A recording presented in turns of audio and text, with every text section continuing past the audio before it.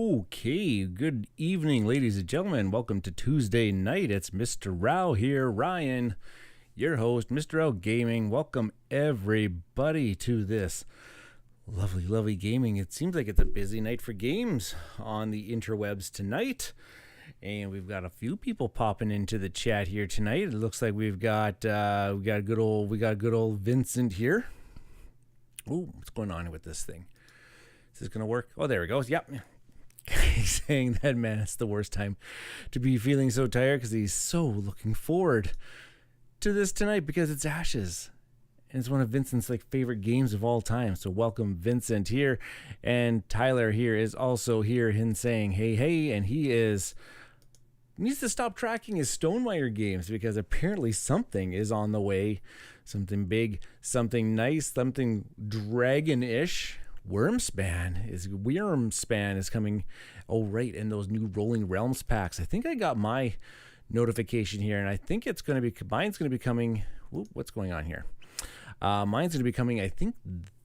I hope that it arrives by the weekend. Right now it says technically it's going to arrive on Friday. So I'll keep my fingers crossed for that one. But not like there's other things that I need to play around here ahead of time. So Yes. I can't wait for my Wyrmspan and my new Rolling Realms packs to arrive here as well.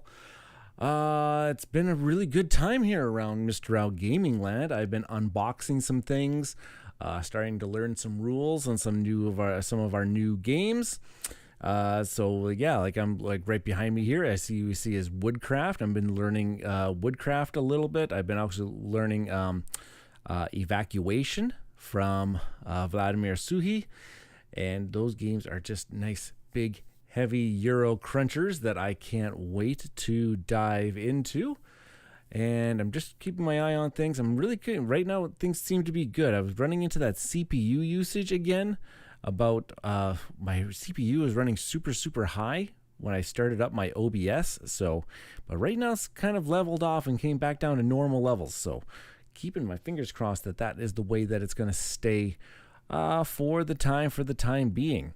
And I did mention that overall on YouTube, and maybe that's what's causing the issue. This little chat feature thing that I got going on, it doesn't seem to be want to work.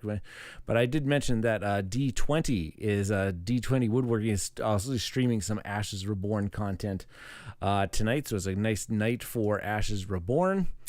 And yeah.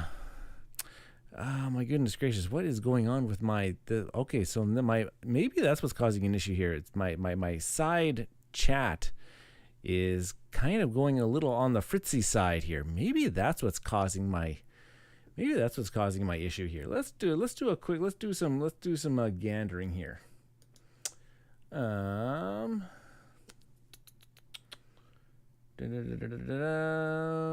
no, I'm running the latest feature. I'm running the latest feature on it, so maybe I don't know. If I'm not as interactive with the chat, it means like your messages aren't popping through here. Tyler says mine is in a facility no more than 15 minutes from me, but expected to get it Thursday as of now. Oh man, don't you wish you could just drive over if you know that information, you just drive over to the facility? That would just be really handy. I have no delivery facilities anywhere around me. I have to rely solely on that postage. And if no one's around to pick, and they have to have a signature, I have to drive almost a half an hour to the nearest postage place for me to actually pick up my packages. So Vincent here says, did you receive your missing punch board for Shipyard? Not yet. They did acknowledge me though. They did actually. It was no more than a couple hours after I sent off my email to Rio Grande Games that they said that stuff is in the mail for me already, that they are going to rectify that situation relatively quickly, because yes, I want to play Shipyard. I did just get my replacement pieces for Septima. Oh nope, it's way up there. You can't really see it. I did get my replacement pieces in parts for Septima, so I think I might actually be able to start learning that one as of really soon, because now I can actually have all the components that I can actually play the game. That will be actually really handy. just got my notification from Plaid Hat Games that once they receive their allotment for review copies, that I will be receiving the Blight of Neverset Chimera expansion for the Ashes Reborn Red Rains. So I'm really, really happy. I really thank Nick and Nikki over at Plaid Hat Games for continuing to support the channel and sending me those products to play for everybody and show it all off. So I really like to thank them. And their approach to supporting smaller content creators and stuff like that. Yes, Vincent saying thank you, Plaid Hat Games. Absolutely. They are absolutely wonderful people over there at Plaid Hat Games, and they are always supportive of and really good at getting their games out there. Even you can go over to their website right now, and I think they have some sort of deal on Ashes and Summoner Wars stuff that you can get 30% off their products, but you have to spend like some sort of ridiculous amount of money. I want to say it's like $250, and you start getting like 30. You get like 30% off their Ashes Reborn lineup and their Summoner Wars lineup and everything like that. But you can like that just like go buy it all. you just go buy everything. You don't even just dip your toe into the deep end of the water. You just full on just like cannonball. Just get everything Ashes that you could possibly can. You actually won't be disappointed if you did do something along those lines. But yeah. What else is going on here, Mr. Rau Gaming Land? We are really enjoying, like, I got a couple new family games. If you listen to, I have the podcast now that comes out every 2 weeks. So the next one's going to be coming out next Wednesday. We got the podcast right now, Talking Tabletop, where a whole bunch of content creators and a whole bunch of people are contribute segments to that podcast. On the last one, I talked about NAR, and I actually can't stop playing this game. This is such a clever little engine building card game from Pandasaurus Games. It is just so neat and clever the way that things work, and the game does not overstay its welcome. It says that it plays in like 30 minutes, and that's like on the long end for this particular game. It is so cool. And Tyler says, yeah, he's enjoying our BGA play of it and everything like that. Yeah, it's on Board Game Arena, and it is. So I'm glad that you're enjoying it, because it is really, really, really kind of cool. Really kind of cool. So NAR, if you have a chance to check that one out, a nice little small box game, doesn't overstay its welcome. I thank Pandasaurus Games for sending that one my way, because I don't know, I'm very, very, very impressed with it. And then I just picked this one up at my local game store. Saw that they had it in copy. And Diced Veggies is a really neat family game of kind of like order fulfillment type recipe fulfillment type of game. Except for you play with this grid of, I don't know if you can see that, this big grid of dice. And you have to like chop the grid of dice with this like nice little cardboard kind of like meat cleaver type thing. And what you're trying to do is the different dice represent different vegetables that are going to go into your recipes, but then also the dice values come into play, as in you have these special cards that when you actually go to make your recipe, you have like this special card that kind of like your own kind of like little flavor on the recipe. And so if you manage to do match what's on that card and what's on the recipe, you get like extra points. This is actually a really clever little game, and reading some story behind it, it's actually made by one of the people from KTBG Games. It was made by kids. Like the original idea came from like a niece or a nephew, I want to say, and so they developed the game with the kids actually. So that was actually kind of a neat little story behind it. So Diced Veggies has been seeing a lot of play in our household as well. So these two little small box games, like very clever, very neat, really hit that family game night sweet spot for us. Okay, well, is anything going on? I didn't. Okay, so Vincent said here, he said he did the math. Even with the exchange rate, it is still a great deal for a Canadian player that has nothing and wants everything. Okay, that's good to know. Good to know. So check out Plaid Hat Games website. They have a lot of different. Or sorry, just check it out. They have everything. So it's a great deal. And Sarah, welcome Sarah to the chat here. She's saying Dice Veggies has been a big hit with my kids and I really enjoy it too. Yeah, it's so clever. It always makes me one of those. It always gives me one of those vibes of, this is so clever. This is so simple. This is so neat. How come I couldn't come up with this idea? I guess that's why we have game designers in the world, because they come up with these ideas for us and they produce them and they make them for us to come out make them come to fruition and whatnot. Okay, well, I don't think I have much more for update-wise. Next week is going to be the next episode of the podcast, Talking Tabletop.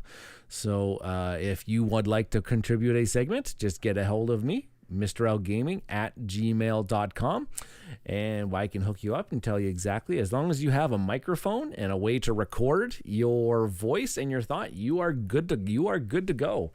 And have access to the internet so that you can share the file with me. That's pretty much all you really need to. That's all you really need to do for it. Okay, I'm going to flip things on. I'm going to flip things on over to my top-down screen here, and we are going to play some Ashes Reborn Red Rains tonight. And I am showing off that I've got all of my whole Ashes Reborn collection gathered into this nice 3-ring binder now, so that I can take a look at and I can see all of the cards really quite easily. I do have the idea of getting some of those little stickers and stickering the pages so that I can see what types of dice magic actually come each card can utilize. I guess that's what I'm trying to say here.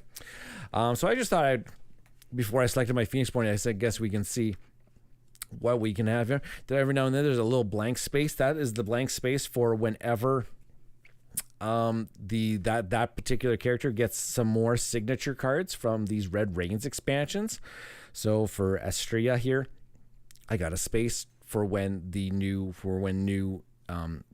signature cards are going to be added into their into their card pool. But I have everything all kind of somewhat organized for us here, and I just have I have absolutely no idea who I want to play tonight. It's just like I just really don't know. I'm trying to think about, maybe I should start getting familiar with some of the Pheonixborn that are in the new Blight of Neverset expansion set that's coming out. I do know, maybe that's one I should actually try. I know that Leo Sunshadow is in that set. Let me try to find him here. Oh, there he is. Yeah, Leo Sunshadow is in that particular set. He's kind of got his pre-con deck is kind of like a mill, if I remember correctly. Is it it's more like a mill type of deck? I'm trying to think here. This is the one with the orchid and the glowfinch. Yeah, those are the ones that allow you to Leo is the mill deck. Maybe I should try that. That's something I haven't tried on stream just yet. Maybe I should try him. I wonder how he'll fare, his deck fares against. I'm going to play against the Corpse of Viros tonight. Let's see how that is going to. See how that kind of goes. Yeah, why not? So I'll just grab all of the cards out of the deck there. They're all just side loading. And I do have it set up so that I have all 3 copies. The pockets are big enough that I have all 3 copies of the cards inside of each of their pockets. So I'll just put those there, and I'm just going to grab each of them, kind of like this. You forgot to let a space for the new unique 4 Herald. Did I? That was back here a little bit. They're kind of. Oh, right, because I put Hunter's Mark in that spot. I think I can just tuck. I think I can probably just tuck Hunter's Mark underneath Herald when that actually comes about. When that actually comes about. I think that's what I'll end up doing. So I'll put that there. We got memory theft here. Look at a target player's hand. Oh, we can actually interact with. Oh, that's right. We can interact with the Chimera's hand. Amplify. Man, okay, yeah, that's a good one too. Change psyche. Oh gosh, that's a pretty good one. That's a good one too. Mind probe. Dispel. Yeah, okay. Beast Tamer is our only ally of the deck. And Remorse, reaction spell. After our opponent declares attackers, discard 2 cards. Okay, cool. All right, so I'll grab those and I'll close up the binder for now. This has actually been really handy. I really like it for looking at. I even just catch myself just looking at cards every now and then. Me just looking at cards. Okay, let's start setting things up here with Leo. Oh, conjurations. Oh, my conjurations aren't in that binder. I have to find a way to. I gotta find a good way because there's some conjurations that have lots of conjurations, and then there's some that don't have very many. Okay, which one is it?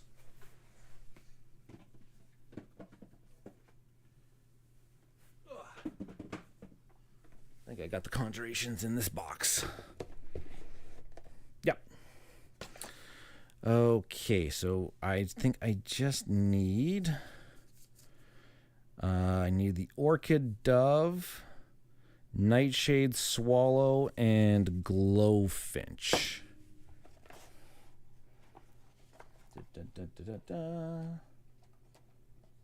Oh. I think I might have just stumbled upon them here. Orchid Dove, Nightshade Swallow, and the Glowfinch. Yep, just like that. Wow, that was actually a lot easier to find than I thought it was going to be. So I'll put those right away here. Vincent's asking me here, did I sign up for AshCon 5 running this week? I did not sign up for it. Oh, I kind of want to, but my schedule just, I don't think that I would be, I can't commit to all of the to all of the games that need to happen for that one. Vincent's also saying that he bought a binder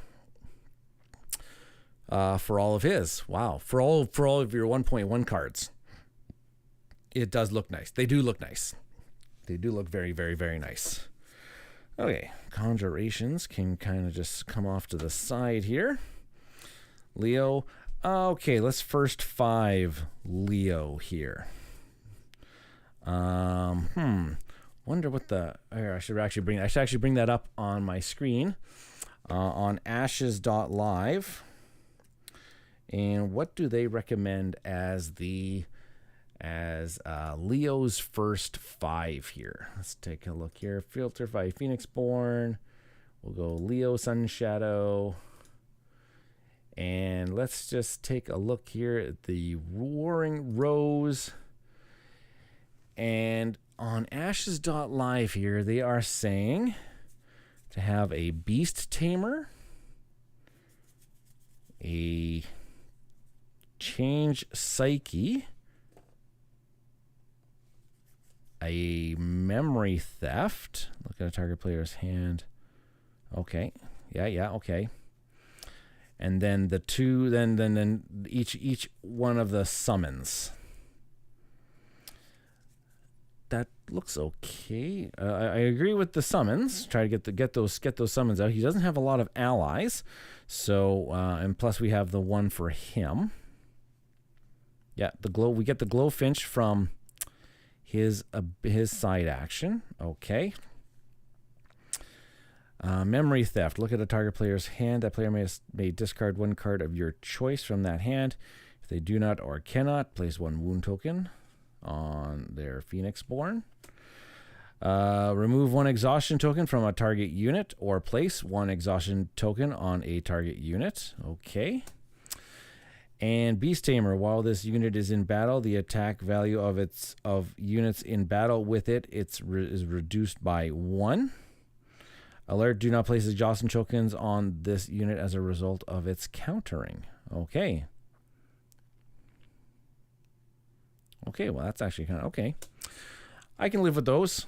I'll stick with those ones. Those are the ashes.live website first 5 cards here. So we'll just stick along with those, and then I'll do a quick little shuffle here of what's left over, and then we have to just determine what aspect am I going to take on for the Corpse of Viros. I'm just going to play on standard 1 tonight, because you never know. This might be, if this goes well, this might be the start of a mini campaign with Leo, I guess, because that's the one I chose for tonight.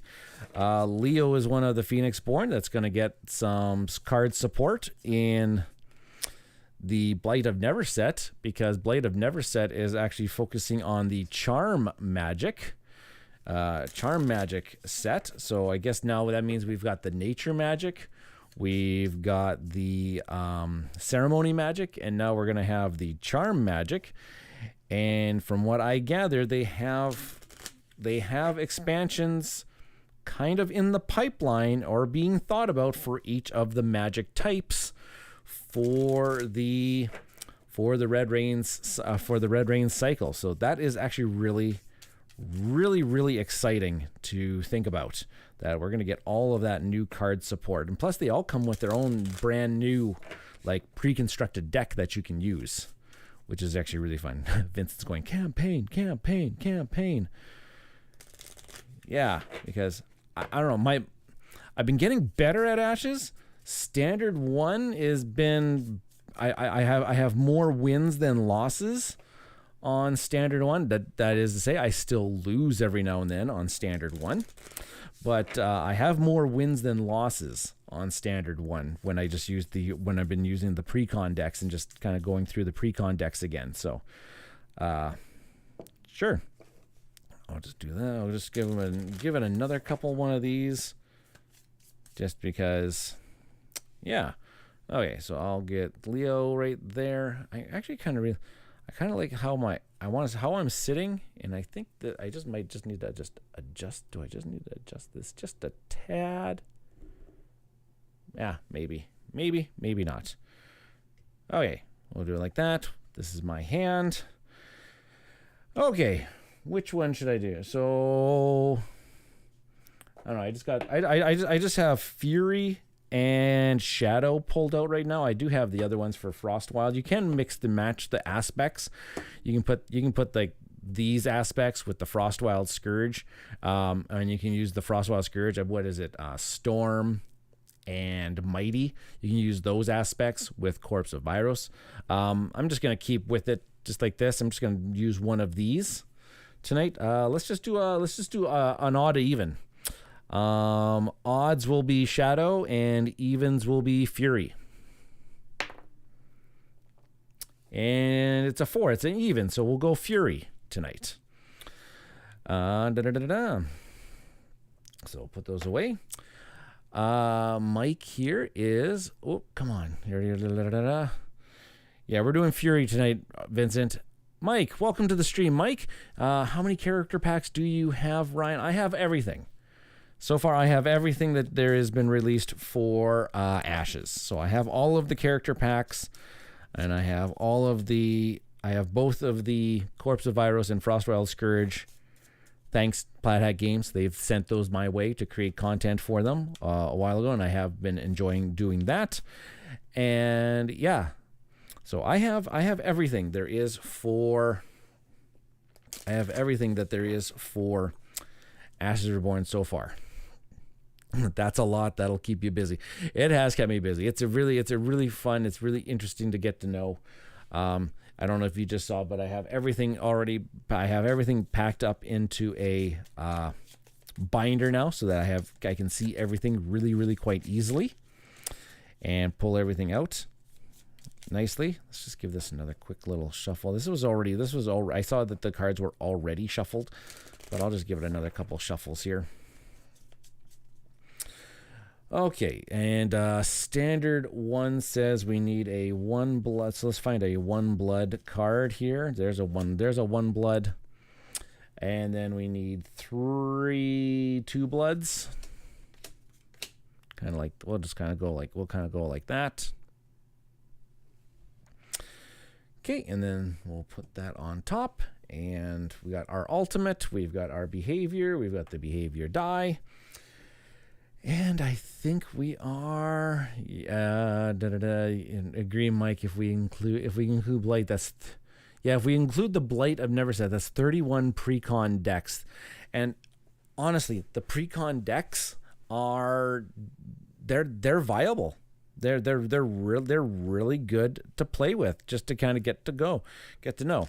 I guess I kind of need my I guess I need my dice, hey?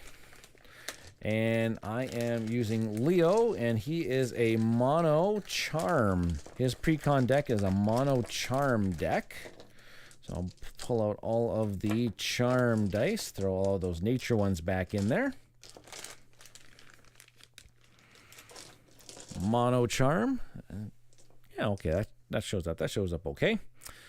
Mono charm. I guess I can just kind of move everything up just a little bit for myself. I can actually, so that I can actually have some room for my, dice. And oh my gosh, something's really off with this chat type thing. So, yes, and then there will be 3 chimeras, 6 aspects. You can mix and match them. Mike says he plays only precons. I don't play enough to build. Plus, I haven't even played all of the Pheonixborns. I have, and I only have one. Oh yeah, there's so much of this game, and if you want to go down the rabbit hole, of deck building in this game, it is so wide open. It is so wide open. Every card is viable with every single Pheonixborn. No Pheonixborn is tied to a specific magic type. The only reason why this has got mono because all of his cards require charm magic in one form or another. But who's to say you can have Leo here with a illusion magic cards. You can do that if you really want to. So Vincent's there. If you ever want to try deck building just a little bit, the campaign rules of Red Rains are a perfect starting point. That's actually really true, because it kind of limits you. It gives you kind of like some sort of guidance where, like, if you want to do the campaign, the next day it says, hey, choose another precon deck, but only just select a few cards out of it, and you can mix and match those into your current precon deck that you're actually already using. And Mike says he has the base, all chimeras, and the 3 deluxe for the dice, and that is tremendous value right there already. Tremendous variety and value right there. So okay, where is my little thingamajigger here? I will say that I am the first player marker. And charm magic, I just gotta remember this one. This is the one that reduces an opponent's, I think this is the one that reduces the opponent's attack by 1. There it is. Charm magic. Place this die on a target unit an opponent controls without a charm die on it.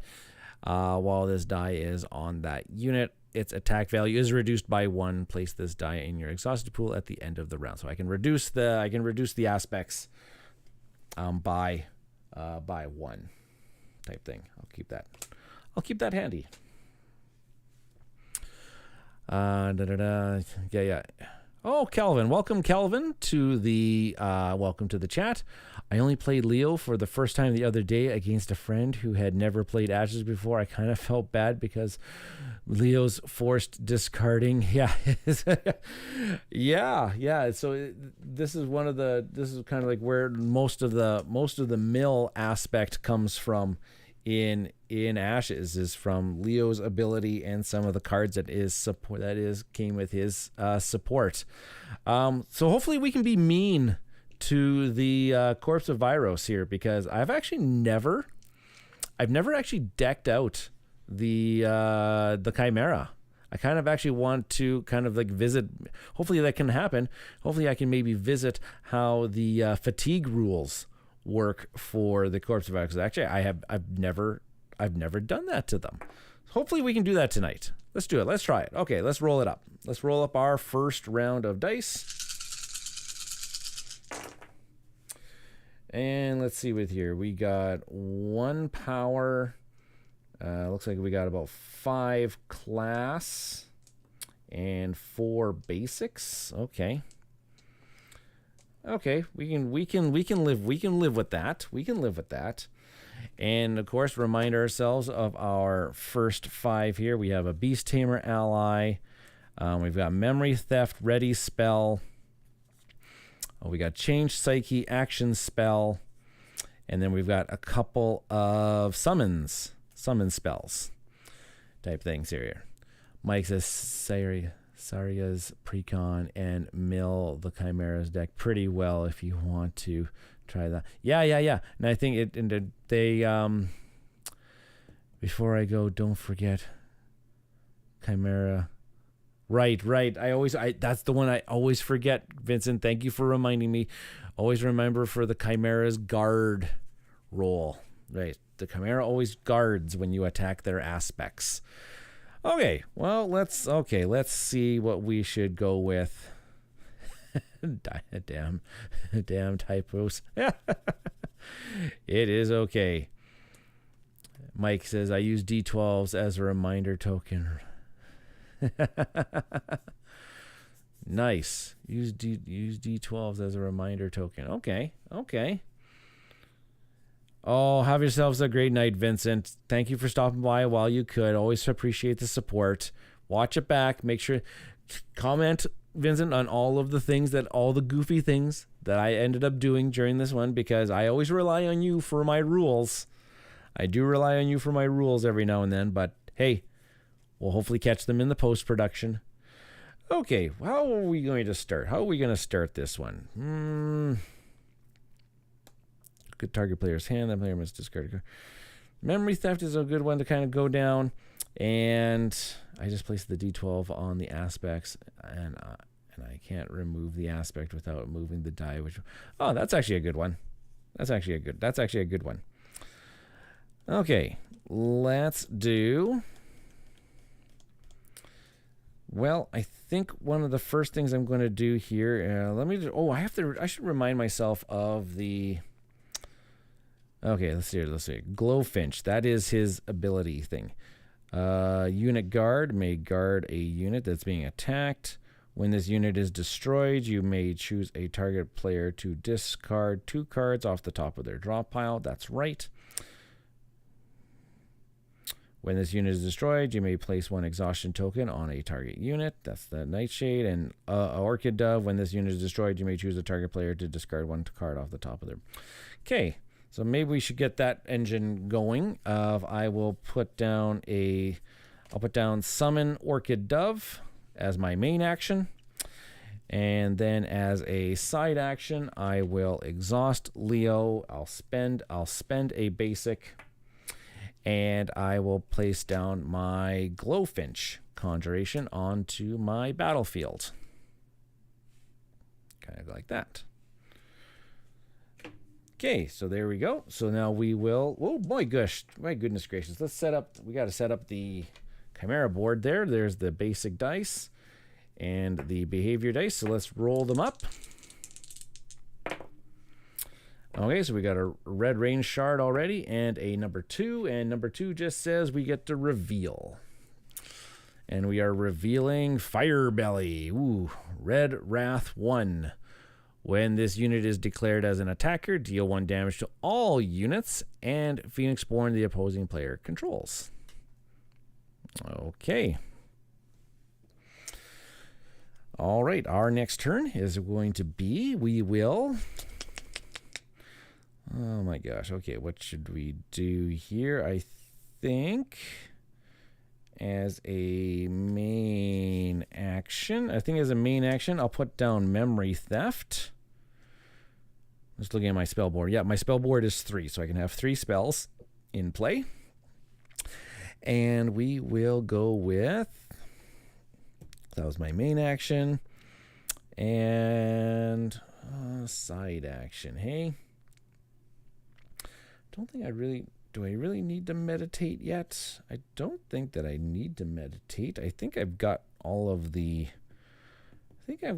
class that I need for right now. So let's just try that. Sure, yeah, let's just try that. Okay, so no side action. We'll roll for the Chimera. It's a basic, and that is an 11. And 11 says raise 1 basic rage die 1 level, and then reveal. Frozen Fear. Frozen Fear. After this unit destroys a unit an opponent controls by attacking, place 1 exhaustion token on that opponent's target Pheonixborn. This unit cannot be blocked or guarded against by units with an attack value of 1 or less. Okay then. Okay then. Let's put down for 2 class and a main action. I'll put down my Beast Tamer. It says when this unit is in battle, the attack value of units in battle with it is reduced by 1. Do not place exhaustion tokens on this as a result of countering. And for a side action is Nope, I don't have a side action, so we'll go here. Okay, it's a basic again, but it's 11 again, so that is raise 1 of the... Oh my gosh, that's going to trigger a lot faster than I thought it was going to be. And after that is we have to reveal. And we've got Hunting Instincts, Bloodlust 1. After this unit destroys an opponent controls by attacking, place 1 red range token on the Chimera. Oh gosh, that is actually particularly nasty for ourselves. Very nasty. Very, very nasty. Okay, so I got my Nightshade Swallow and my Change Psyche. Remove 1 exhaustion token or place 1 exhaustion token on a target unit. You know what? That might actually be a good one for us. That's actually a decent one, since we don't want red range tokens on our Phoenix, our red range tokens on the Chimera. Maybe I might do that then, as for a class and a basic. I can play Change Psyche, and I'll place an exhaustion token on a target unit. I'll exhaust Hunting Instincts. Put that in my discard pile. And I don't have a sign. Wait. How much dice do I have here? Okay. Let me just see how much dice I have here. I might need to meditate. I might have miscalculated this one. I need 1 there. I want 1 there. Ooh, boy, okay. I might cut it close, but let's check. So that was my main action. Let's do a... Yeah, okay, let's do a side action. Let's do a 1 meditate, and we'll change this one up to a change that one up to a power, and I will meditate once again. Oh, there goes the Beast Tamer. And I'll meditate that one up to a power. Okay. Chimera's turn. It's a basic and a 5. 5 says reveal and attack with the revealed aspect. Uh-oh. Okay, so we'll reveal Iron Scales.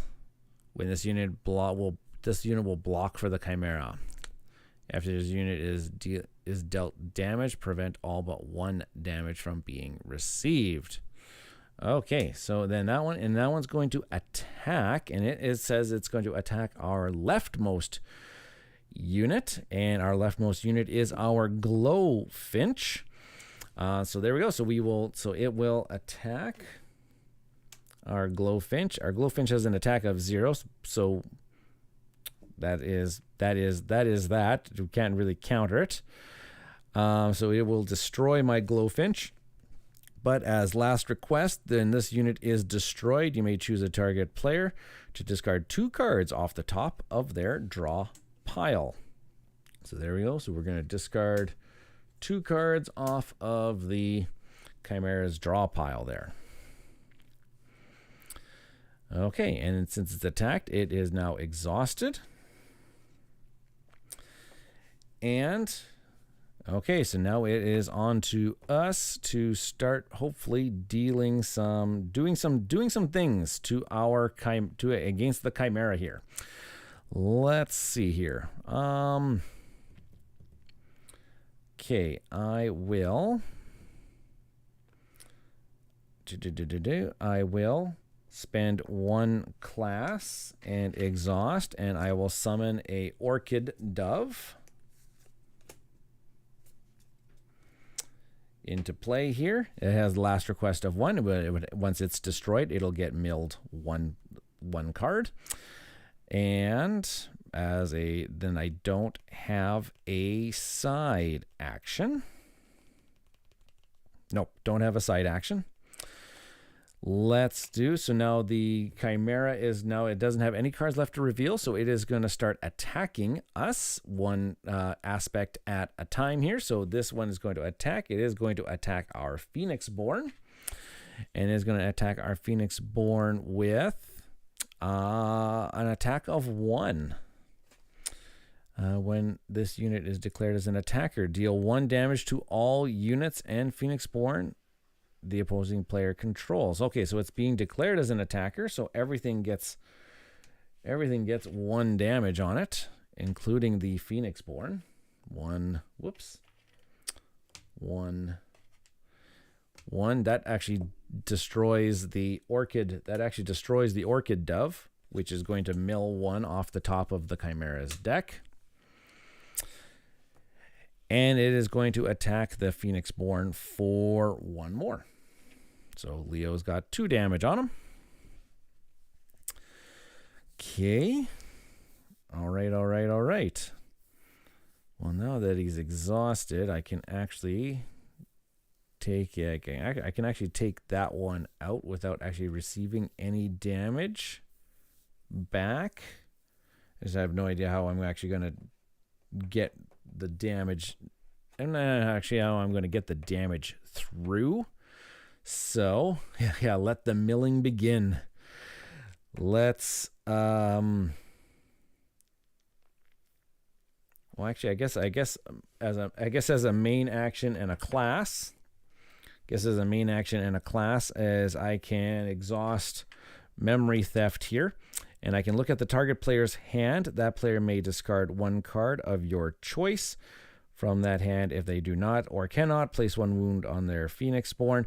Now I just have to remind myself, when I look at the Chimera's hand, there's a specific number of cards I look at when I interact with their hand.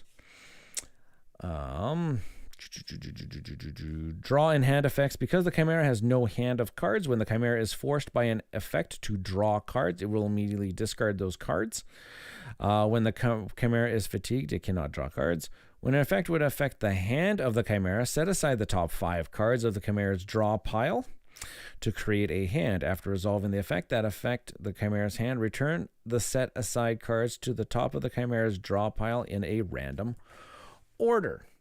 So I get to look at their hand. So I'm going to look at their top 5, 1, 2, 3, 4, 5 cards. And that player may discard 1 card of your choice. I'm assuming that we just get to, whichever one we choose, they will just discard, because they don't make those decisions.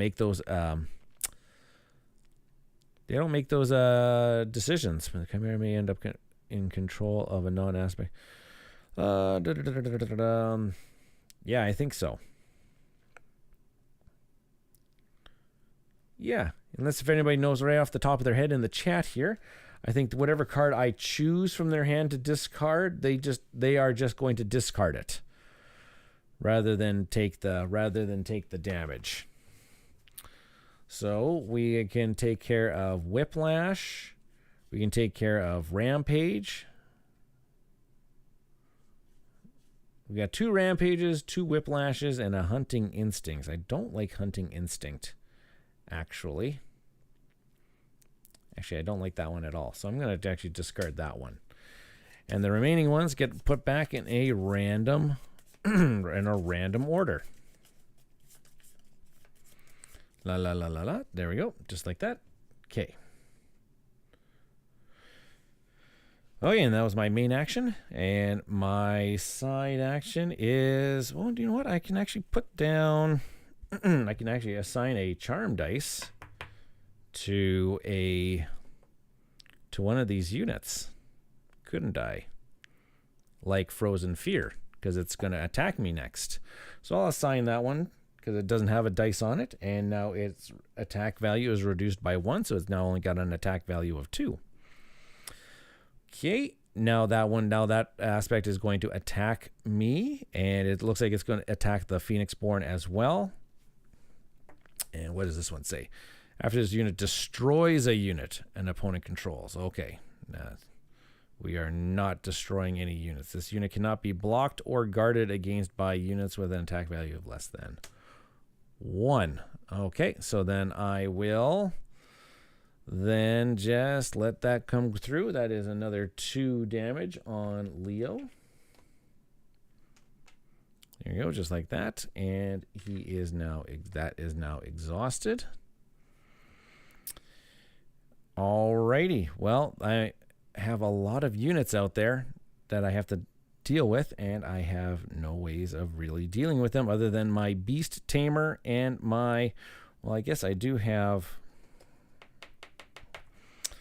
the Summon Nightshade Swallow, so I'm going to actually bring that into play here right now as my main action, and I don't have any side actions. All of their units are exhausted, so I guess the play is now back on to me, where I will spend my last 2 dice to bring in a Nightshade Swallow.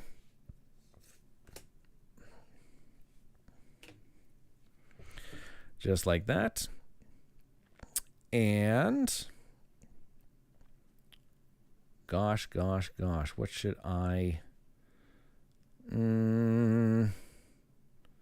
Iron Scales is really nasty. So are all of them. They're all really nasty. I guess I could... Well, that one's going to require 2 different attacks, because every time that it takes damage, it's reduced to 1 damage. That one has 2 life and 3 life, 3 life. Gosh. Okay. Well then. Oh gosh, I forgot to exhaust my...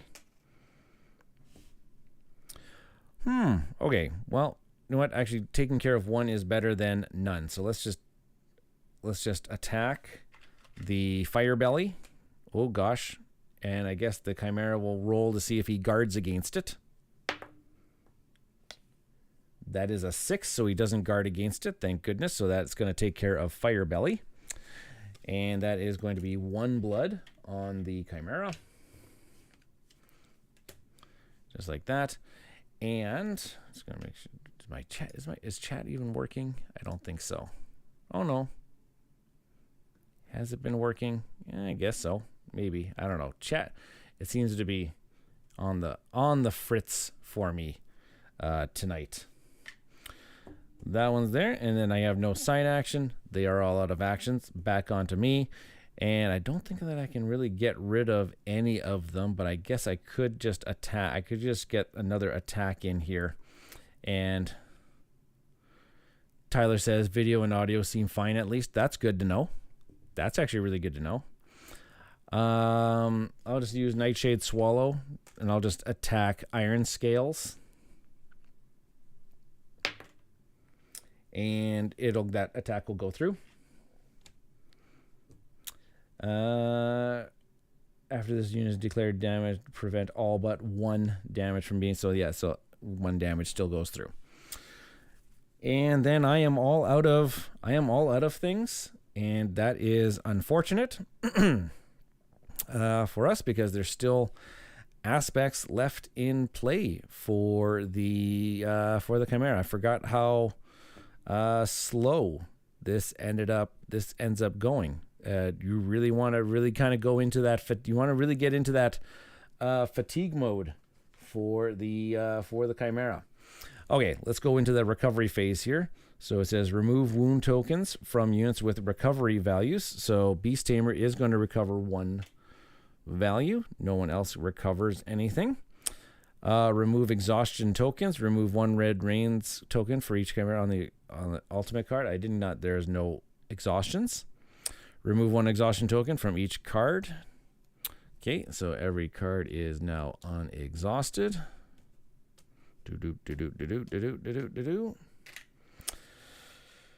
Exhaust dice. Well, I used up all of my dice.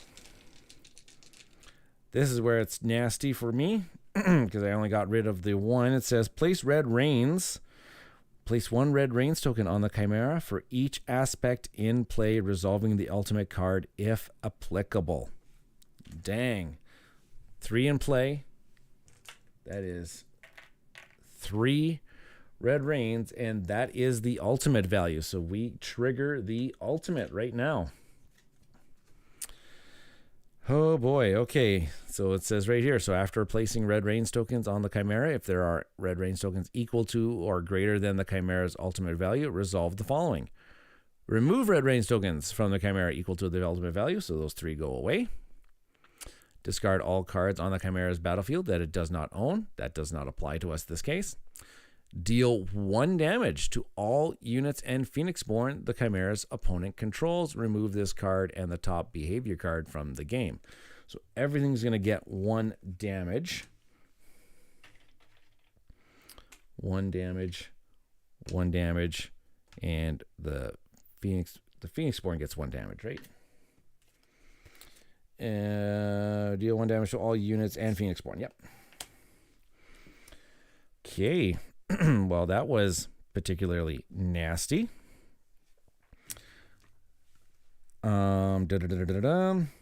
Replenish aspects. Add face down aspects cards so that until it has equal to its threat value. His threat value is 4, so we need to add 1 more. We need to add 1 more threat to the area. And we don't have any cards with status tokens. Okay, and I don't think we have any end of round effects, so we go up to the top of the round. So the first player marker is going to turn over to the Chimera, and we are going to roll our dice.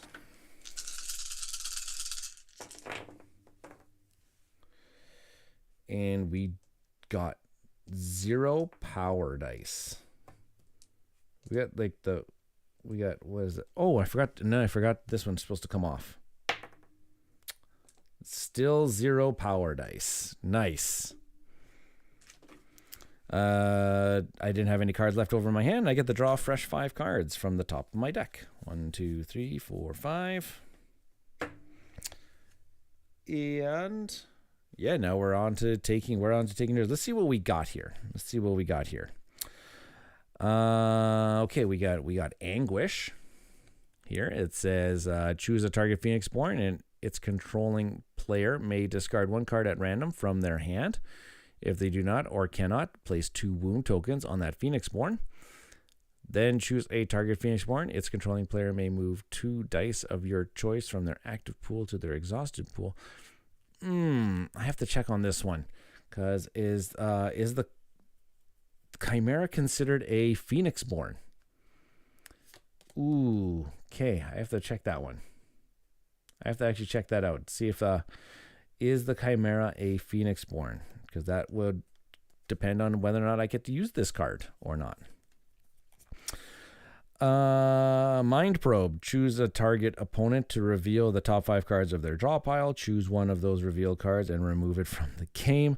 Return the rest of the revealed cards to the top of that opponent's draw pile in any order I chose. Okay, so again, milling a card. Let's take a look here. We also got, we got another memory theft, so we can actually just keep doing memory theft. Amplified. Choose a target unit you control with an attack value of 0. Add 3 to its attack value. That's nice. And Dispelled. Remove 2 status tokens from a target. Remove 2 status tokens from a target card, or choose a target alteration spell. If that alteration spell is a conjured alteration spell, return it to its owner's. Shuffle it into. Ooh, okay. That we don't have anything really dealing with status tokens right now or anything like that. So that one's also a dead card for us. Okay, let's take a look at. So the Chimera's got it. They get the first turn. A basic and a 5, and 5 is reveal and attack. This is Rampage. That's one we kind of thought was going to kind of happen. It's going to come in with 2 status tokens on it. At the start of the Chimera's turn, remove 1 status token from each of these dice. Okay. Alrighty. So now it is on. Now it is on back on to us. And I feel like we need to keep the mill engine going here, because I think that's the way that we're going to have to try to beat this guy down. Let me place an exhaustion token on a target unit. Ooh, that's actually kind of nice. Oh, that is actually kind of nice. So I am actually thinking I'm going to be doing, I'm going to actually do it this way here. I'm going to actually, my very first turn here is I'm going to take my Nightshade Swallow, and I'm going to attack Iron Scales here. And because it says that this has the defender keyword, the Chimera is not going to guard for this one. So I'm going to attack it. It's going to, we're going to deal 1 damage to it. It is going to deal 3 damage back to us, which is going to, so we're going to destroy each other. So this is going to get destroyed. So we're going to deal 2 blood to the Chimera. And this gets destroyed, and it says when this unit is destroyed, you may place 1 exhaustion token on a target unit. And the exhaustion token that I'm going to put it on is Hunting Instincts. Actually. Perfect. I like that. And then as a side action, is I am actually going to I am going to meditate that card from my hand to raise one of these up to the charm level. Whoops, there it is. It's to the power level. Yeah, that's my turn. Okay, all of their aspects are revealed. So now they are attacking us. Dang it. That is kind of nasty right off the bat here. So it says here, this is going to attack our Pheonixborn. After this unit destroys a unit, so it's not destroying any unit. This unit cannot be blocked or guarded against. So this one's actually just coming straight in at our Pheonixborn for 3 damage. 1, 2, 3, just like that, and it is now exhausted. Oh, this one we should have taken that off of at the start of their turn. Okay. Reroll all the basic rage die. Dang, that's actually nasty. All right. Well, let's do a side action to bring in. I'll bring in that Glowfinch again.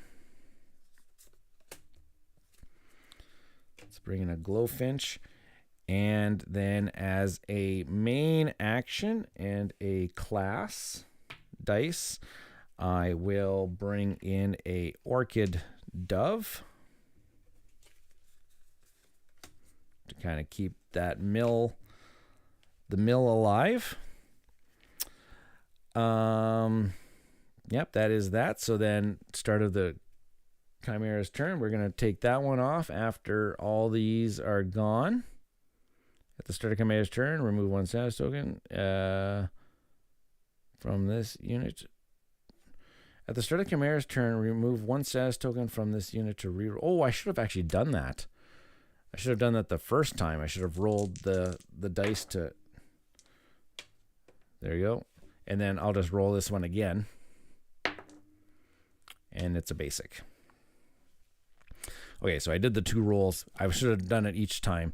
And this one is going to attack my rightmost unit for... looks like it's going to attack it for 2, and this one is got nothing left. So this one is, so he is now exhausted. This unit is gone, and that one has the mill 1 effect. Okay, on to us. On to us. Well, they're not going to be really attacking us all that much, so I guess... As for a class and a side action, as I will amplify. I will amplify the Glowfinch to have an attack of 3 this turn. And then as a main action, I will attack with the Glowfinch. I will attack I'll attack Hunting Instincts for 3, and that takes care of it because it can't counter.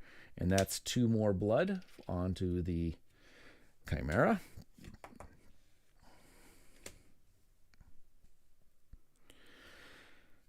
Okay, that is my turn. They are exhausted, so it's come back onto us. We will then... I guess my Beast Tamer is going to attack... Oh gosh, wait. Oh my gosh, Hunting Instincts. Wait a minute. I did that thing. We should have rolled to see if they guarded. Oh good, they didn't guard. Okay, so then that's okay. Then what we did was legal. Okay, so then Beast Tamer is then going to attack Rampage, and that is an 8, so that is not, they are not going to, the Chimera does not guard, so we destroy Rampage. And that is another 1 blood. And onto them, they have nothing. Onto us. Okay, so now I guess we can start doing some fun things. Like a main action is I'll put down another Memory Theft. Then I will... Let's take a look here. I got no side action. They just only have just the 1 aspect left. So I just can pretty much just take a main action and side action for a long time here. I'm guessing. So I will take 2 classes and bring in a Nightshade. A Nightshade Swallow. With no side action. Onto them, back onto us. I will attack with the Nightshade Swallow. You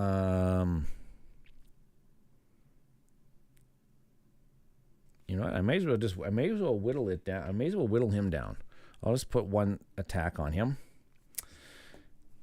this is done. This was exhausted. Okay, I am done. On to them, on to us. Okay, memory theft. Let's exhaust one of them. Let's exhaust one of them for a class. It says, look at the target player's hand. So that's the top 5. 1, 2, 3, 4, 5. And you may discard one card of your choice from that hand. If they do not or cannot, place 1 wound token. So we'll just discard one of these. Iron Scales is bad. So is Rampage. We'll get rid of Iron Scales.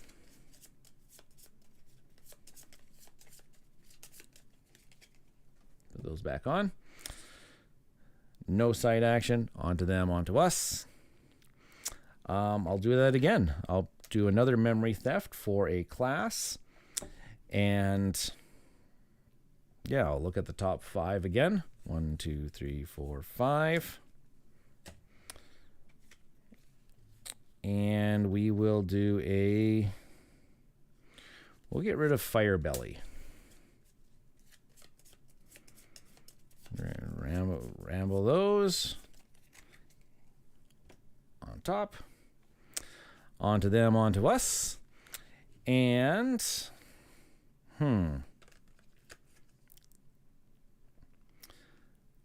I guess.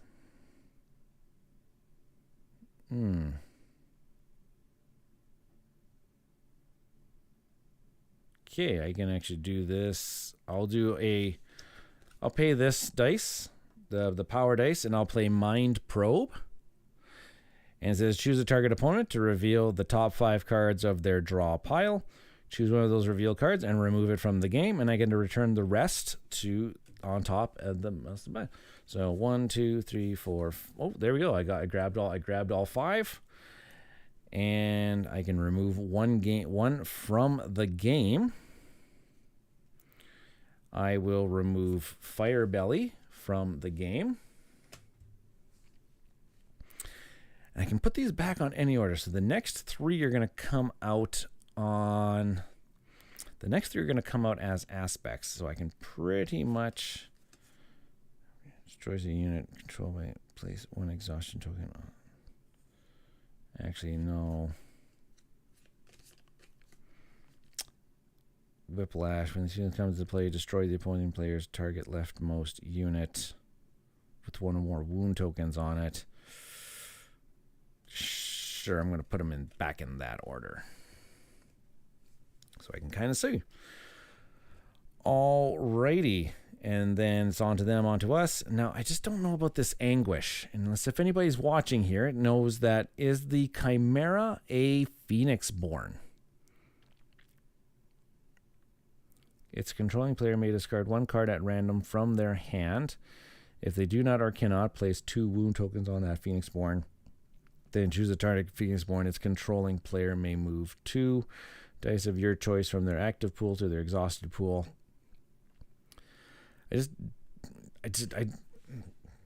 All these other cards say target player. This one says target Pheonixborn, and I don't think. I gotta look in the rules here. I don't think that the Chimera is considered a Pheonixborn. Let me just do a. Oh my gosh! I wish I could. You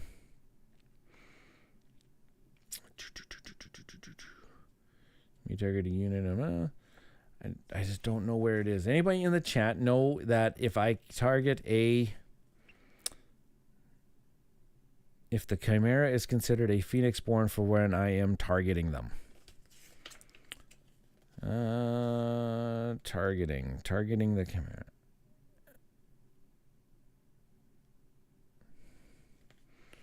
That's attacking. But I don't know about card effects.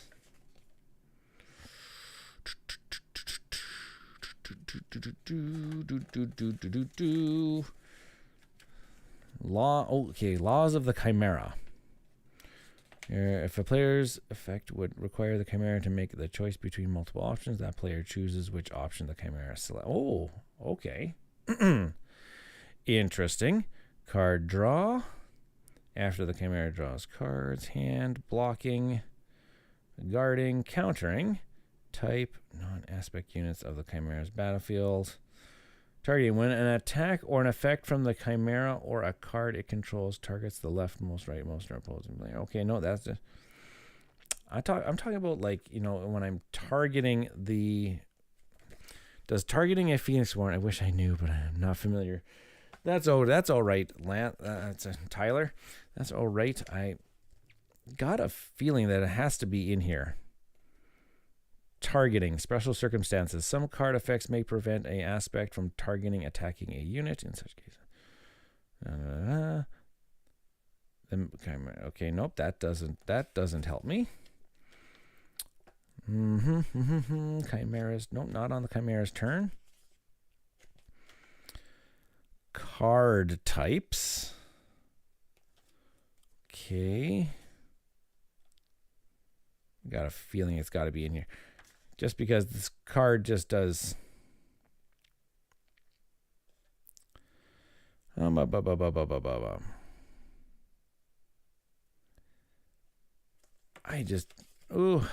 know. And now I wish Vincent was here. Now I wish Vincent was here. If a card I just want to know, if a card targets a Pheonixborn, does that mean I can target the chimera? Because I'm pretty sure. Check page. Oh, Danny. Welcome, Danny. Thank you for joining in. It says check page 8.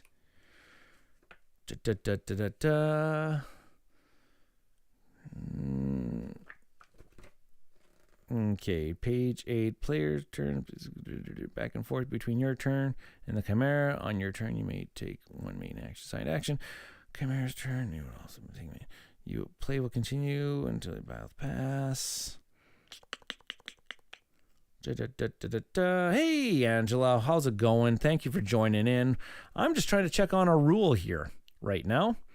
And I'm playing some Ashes Reborn, and I just can't see where. Danny says attacking the chimera section. I must be looking at a different. I'm looking at this rule book, the Red Reigns rule book. This is kind of like the more comprehensive one. But I can go over to main attack. If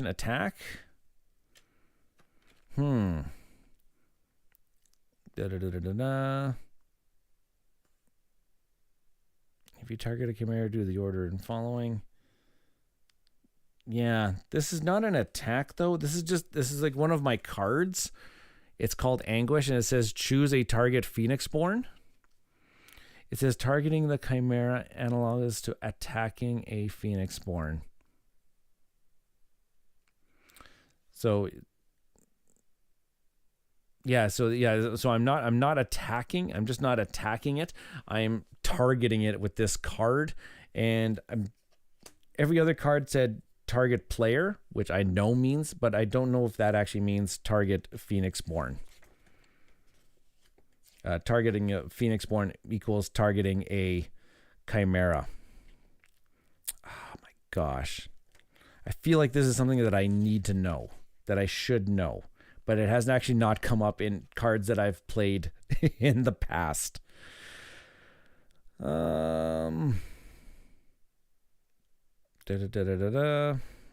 Nope, that's what happens if the chimera is targeting.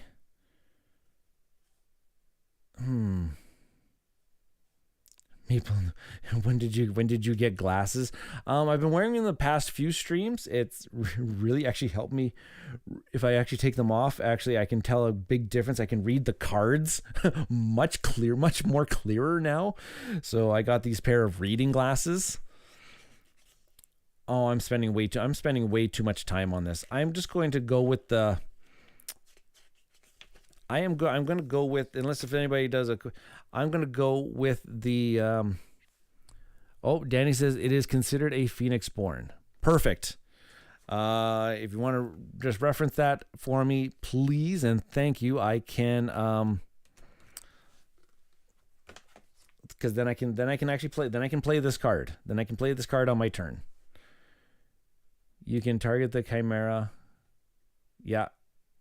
So if it says target the Pheonixborn, I can target the chimera. Okay, I'm gonna go with that then.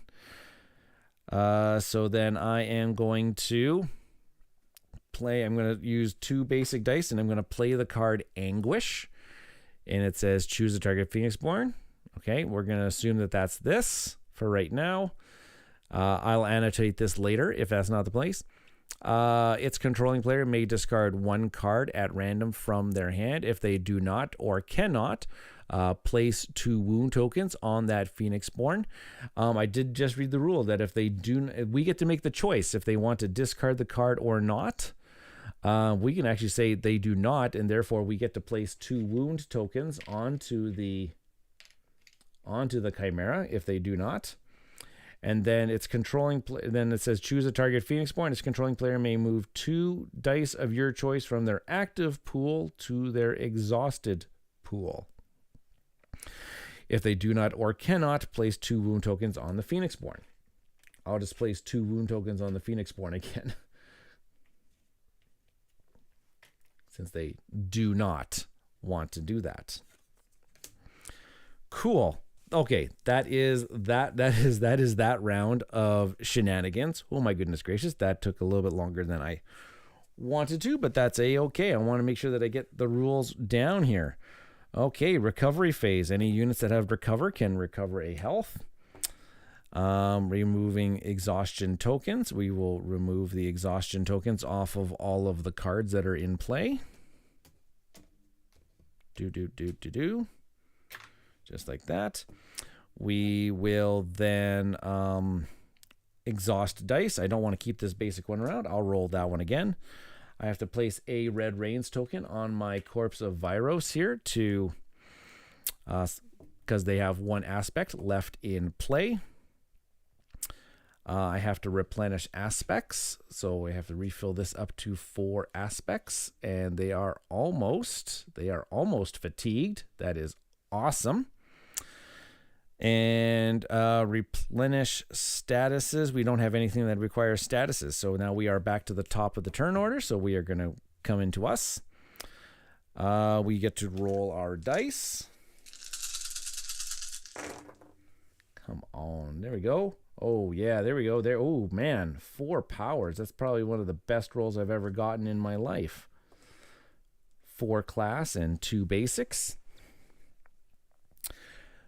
We don't have any cards in our hand to discard, so we're going to draw up a fresh 5. 1, 2, 3, 4, 5.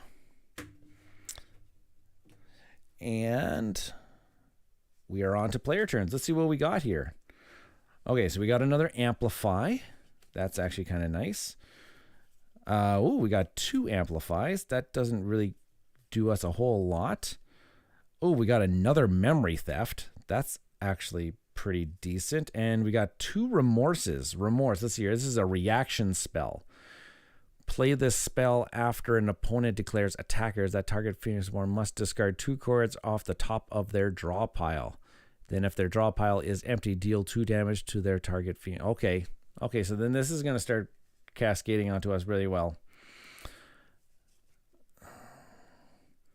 I did not get that quality of rolls last night while playing time. Oh, Tidal Blades. There's a game that I haven't heard of in a while.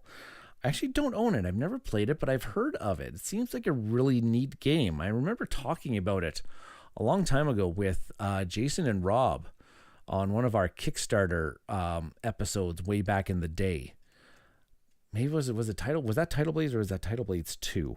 Can't quite remember. Okay, anywho, before I get get too much off the thing here, let's do some things here. Let's do some things. Like so they've already got 10 health down. I feel like we're going to start amping up that damage quite a bit here. Look at the target player's hand. Okay, wait, that's...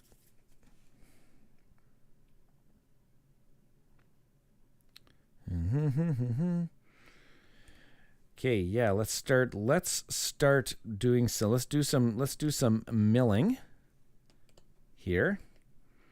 let's start doing some milling. Let's do a memory theft. Let's do a memory theft. Danny says, I love Tidal Blades. Another game I wish I could play more. Okay. It's got Danny recommendation on it. I will spend a class. And it says, look at a target player's hand. They only got 2 cards left in their hand. Discard one of our choice. I'll discard Frozen in Fear from the hand, and if they do not or cannot place 1 wound token on their Pheonixborn, that's okay. Then we'll put that one back. I don't have any side actions that I want to do, so we will do the Pheonixborn. We'll do the Chimera turn. That's just a basic, and a 1 is a reveal. Witch's Rampage. That comes with 2 status tokens. Okay, on to us now. And let's take a look here.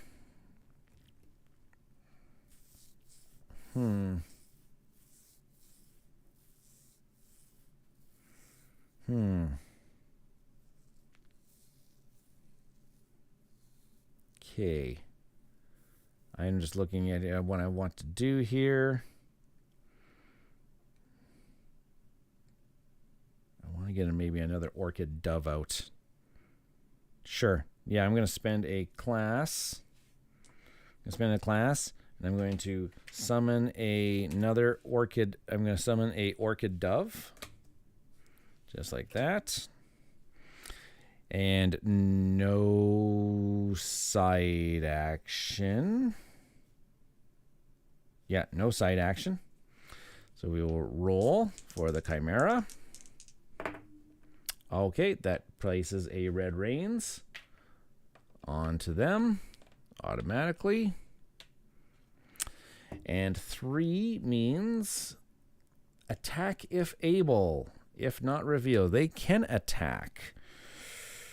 And then I will, so they are declaring their attackers. So he is going to attack, and I will spend my charm here.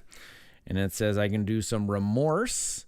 It says this is a reaction. You may play the spell after an opponent declares attackers. That target player must discard 2 cards off the top of their draw pile. So we will discard 2. They have ran out of cards. So now they are fatigued, which is a thing that I haven't come across quite often yet. It says, set this card by the Chimera and then shuffle the Chimera's discard pile to create a new draw pile. Set all rage dice to their basic side. The Chimera is fatigued. When resolving effects, the Chimera cannot draw cards. Its draw pile is considered to be empty. After 1 or more cards are discarded off the top of its draw pile, place 1 wound token on the Chimera for each discarded card. So it doesn't really doesn't consider to have a, wait, what does it say? Shuffle the Chimera's discard pile into, yeah.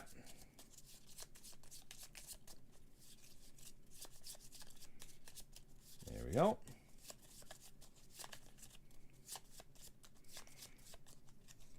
Okay, so there we go.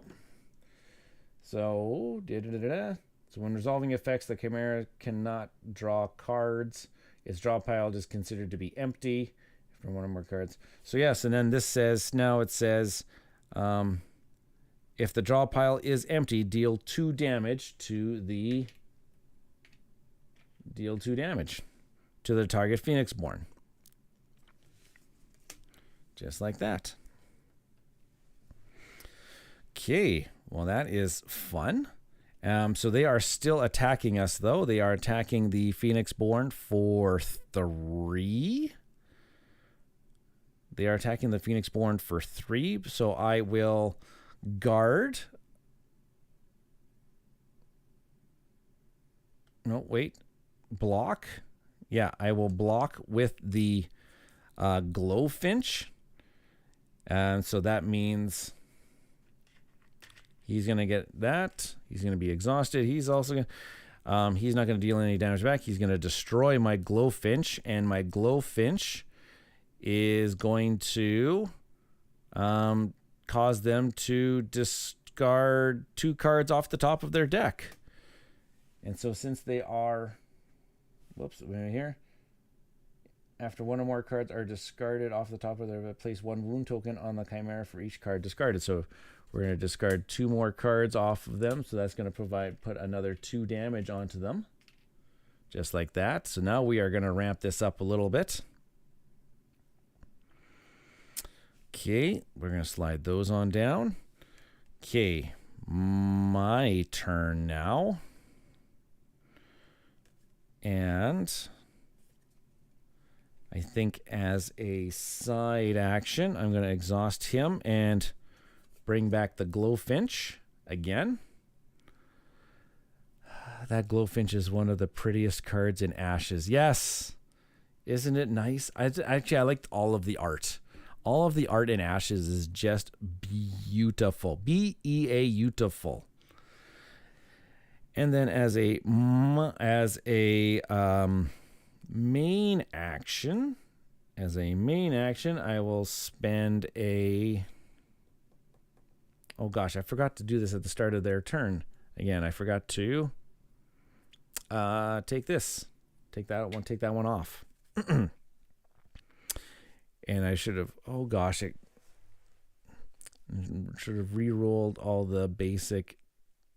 Oh gosh, I can't even remember the order that I did things in. Dang it.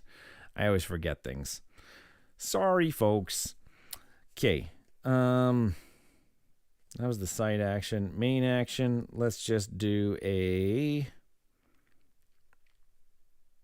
Oh gosh. something I say at some point in every single game. I forgot to do that. I forgot to do that again. Okay, let's do a main action. Let's just do another memory theft. I'll spend a class dice.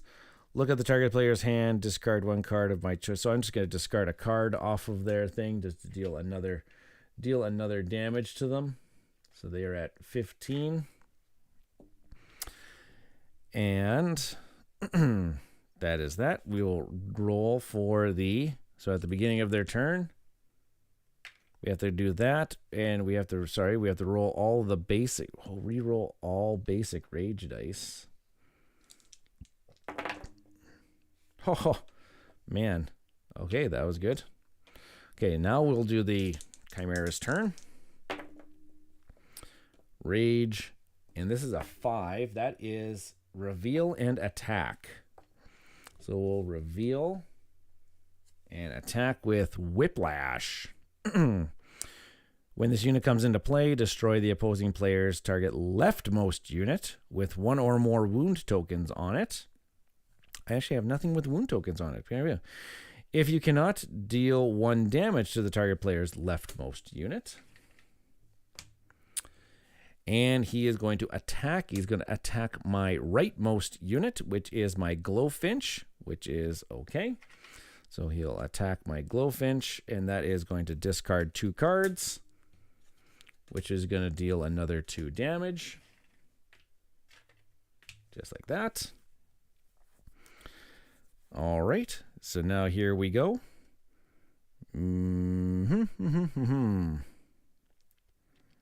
Oh, I guess I should have done that again. I can save that for a little bit later.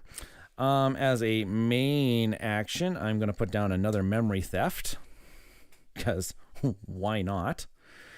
And that is going to be it for this turn. Let's do the Chimera. It's another rage and a 2. Attack if able. Yeah, Rampage can attack. So D declares an attacker. I'm going to spend a power dice for another Remorse, which says you may play this spell after an opponent declares an attackers. That target player must discard 2 cards off the top of their draw pile. So we'll discard 2 cards, and that is going to cause 2 more damage. If their draw pile is empty, which it is considered empty, they deal another 2 damage to the Pheonixborn. Whoops, there we go. So 21 out of the 30 damage. Perfect. And he's attacking my rightmost unit, so that my rightmost unit is my Orchid Dove, and so we will let him attack that. And yeah, that will mill another one card off of, that'll cause them to discard another one, which causes them a damage. Cool. Right on. That just keeps the good times rolling, doesn't it? Okay, well, let's just do now it's our turn. And I guess that I am just going to do another memory theft. Look at the target player's hand, discard one card of my choice. So I'll just discard a card, and that is going to place another wound on them.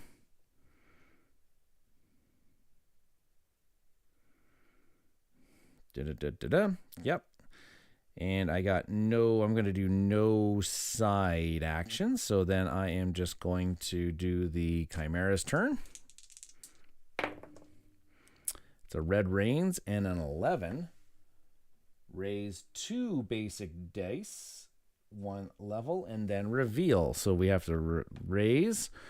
That's going to cause the ultimate to trigger because that's the 3rd red rains token. So these are going to come down. So let's trigger this ultimate ability. Okay, do that. Remove red rains tokens. Discard all cards that it does not own. Deal 2 damage. Oh my gosh, to all units and Pheonixborn, the Chimera controls. Remove this and the behavior card. So 2 damage to everybody. Oh gosh, that's 10 damage on him. Deal another 2 damage to the Beast Tamer. That destroys him. Yep. 2 damage to the Nightshade Swallow. That destroys it. When this unit is destroyed, you may place an exhaustion token on a target unit. That is actually quite good for us. Put that one on there. Oof, that kind of did a good board wipe on us. Okay, so now, and then that was the reveal, and then we have the reveal, which is another Frozen in Fear after this destroys a unit. Okay, on to us, which we don't have much left to do. I got a couple side action cards that don't allow us to do much. So I guess I could spend 2 dice and bring in a Nightshade Swallow again, just so that I have a unit out there. Actually, I can't believe I haven't seen my other book cards.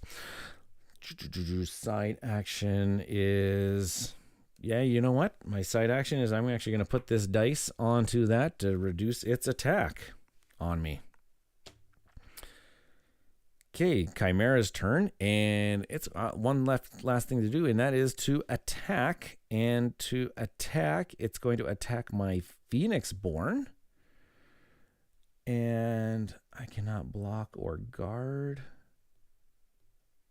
Okay, that's not good. So it's going to, since it's reduced by 1, it's going to deal 2 damage to Leo. Whoops, that is not the one that I wanted. There we go. There's 2 damage. And now he's exhausted. And, well, let's just do, it's on to us now. And I guess all we can do is really just kind of do a, oh my goodness gracious, we're going to get wiped again, aren't we? Because I got so many aspects that I did not deal with.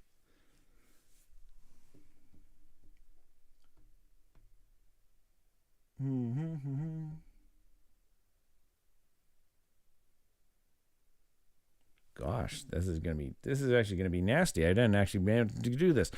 Okay. Let's take our Nightshade Swallow. And I'm going to attack Whiplash here. I guess we have to roll to see if the Chimera guards this. And the Chimera does guard it, so that means we do 1 damage to the Chimera, which is not the end of the world, but at least I wanted to get rid of one of the aspects. And that is going to be it for us, as I am kind of out of things to do this time around. All right, well, this is not going to be lovely. Let's go ahead here. Recover. We got nothing to recover. Remove exhaustion token. So you only remove 1 exhaustion token from each card that has one. Boom, boom, boom, boom, boom, boom, boom, boom. So remove 1. I can exhaust these 2 dice. We can place red rains tokens. Place 1 red rain token on the Chimera for each one aspect that's left in play. That means we have to put on 4. Yay. And that's going to trigger the ultimate. And so 3 of those are going to go away. And discard all. Okay. Add a face down aspect card to each of the Chimera's battlefields if it's currently the recovery phase. Do this step after replenishing aspects. Oh, so it's not going to actually deal damage. We just have to add. We just add another card to its. Oh, that's interesting. Discard all cards on. Yeah, and then add a face down aspect card to each of the Chimera's battlefields. If it's the current recovery phase, do this step after replenishing aspects. So I guess I got to do that, which is the next step, which is replenishing aspects. So I guess I got to make room for another aspect card. Ooh boy, that's okay. That's fun. And replenish status tokens. So yeah, you are going to get 2 status tokens back on you. And that is going to be the Chimera's turn. Oh gosh, this is actually really quite nasty. Okay, let's roll the dice. See what we get here. Oh my gosh. No powers, but a ton of class. I am going to... How much? I'm at 24. I just need 6 more damage on him. I'm going to discard one of these cards to draw a fresh 4. 1, 2, 3, 4. 1, 2, 3, 4, 5. Yep, there we go. Okay, I guess we are on to the Chimera, which they are going to do their turn here. Oh, I guess that should have went away. Oh, no, wait. It had 2 on it, so it's still... This dice should have went away. Red Rains and a 1, which is just a reveal, I guess. Nope. 1 is now a attack if able. Guess that should have went away. These all should have got re-rolled. Oh dear. Attack if able. So he can attack 2 to my leftmost unit, which is this guy. Boom. So I guess that is going to take them out. Sure. Yeah, we'll take him out. When this is destroyed, place an exhaustion token on something. Let's do a exhaustion token on this guy right there. Yep, that's good. Okay, I guess it's my turn now. Oh boy. Okay, I don't have much on the way here. Oh wait, I shouldn't have actually put that. Wait, because his draw pile is empty. There should not have been an extra aspect. There should not have been an extra aspect, so he should have just attacked anyways. Because his draw pile is considered empty. That's interesting. So he would have just attacked anyways. I think that's a moot point. Okay. Let's get that Glowfinch out. Spend a basic.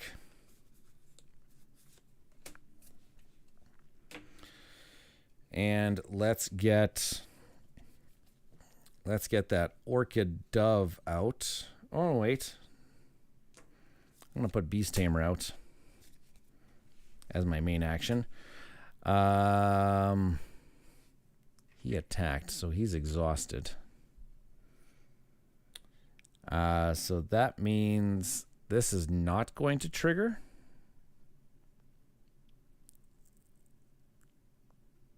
Oh wait, green bars, green status. I think, do those always trigger?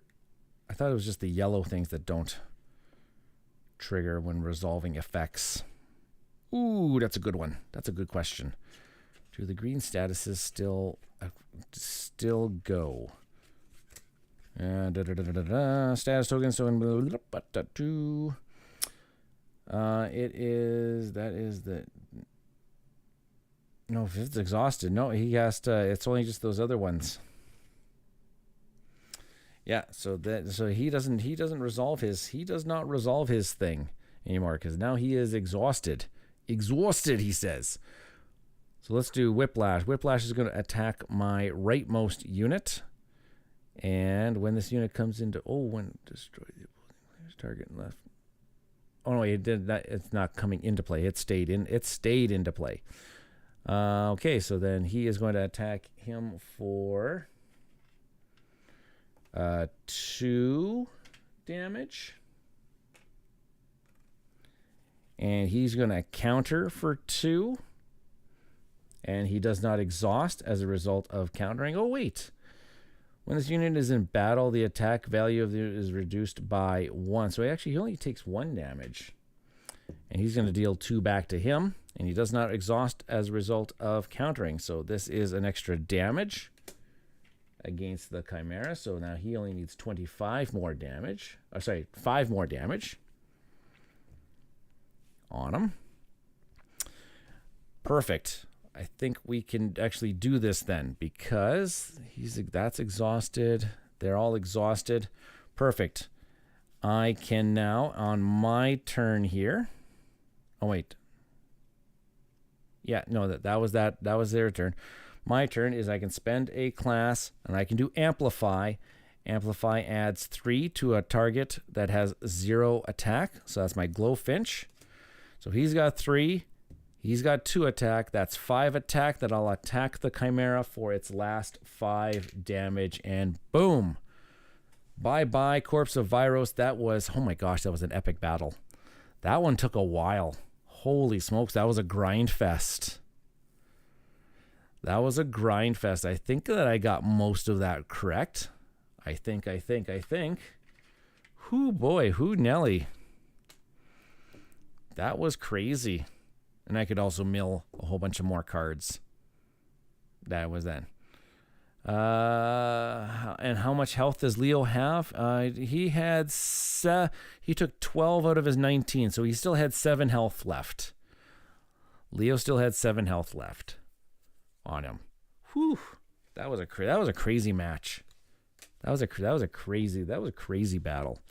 Got all the way down to the ultimate 3 and behavior 3 cards, first time in a while on that one. There's a lot of attacking that gets done.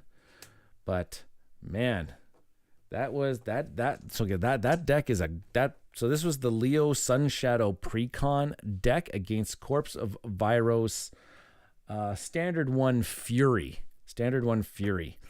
Dang, that was nuts. That was nuts, that one. Whew. I'm going to switch back on over to here to chit-chat with everybody. Yeah, I really love Ashes. I love Ashes Reborn. I'm going to be doing a lot more of this. I can't wait for my... Oh, wait. Let's see here. Meeple and Moose. Alex, how often do you win versus lose in Ashes? Against the Standard 1, Chimeras in the Red Rains, I'm winning way more than I'm losing. It's when I start getting into the level 2s and level 3s, my win rate is under 50%, which is keeping me coming back. That's just because they have more aspects in play. Sometimes they have more health. No, actually, I don't think they have more health, but I think they just have more aspects in play that kind of combo and things that you have to deal with, and the ultimates get triggered a lot more type thing. So yeah, against standard ones, I am winning way more, but then once we start getting into standard 2s and 3s, that's where things start getting a little bit. When I'm doing just a precon deck with no alterations, I like to go against standard 1, and that's how they actually intend it to play. You take on standard 1 with a precon deck. Now, if you want to take on standard 2, which I could, I can take on standard 2. I'm allowed to make some alterations to this precon deck. I select another precon deck, and I can swap in 3. I can choose 3 copies of 3 different cards, and that kind of gets added to my deck building pool for this deck, and then I can swap things in and out if I need to, and I can adjust the dice that I bring into the game as well. That's kind of how the campaign works. And then if you beat the standard 2, then you get to go on to standard 3. You get to choose another precon deck, choose 3 copies of 3 more cards to add to your deck building pool, build your deck with that precon deck that you've used, and then try to take on that standard 3. The heroic levels, which I have not attempted yet, the heroic levels, I think you're allowed to start doing some deck building like just right off the bat. And then you can start swapping in cards and stuff like that after you start winning those ones. But the heroic levels, those ones are a lot more, from what I gather, they're a lot more interesting for the win versus loss ratios. But yes, I'm excited to bring some more Ashes content to the channel. I love playing this game. I love the variability. I've got everything that there is for the game currently. Some people have not. They would have not. I'm just actually going to clean up some things here as I chit chat. Some people may not have seen at the very beginning of the stream here, I had my binder of Ashes, kind of going coming around here. Where did I put it? And I can swap. I can swap into the top down menu, and we can take a look at it. It says, I wasn't sure if you were allowed to play Ashes outside of April.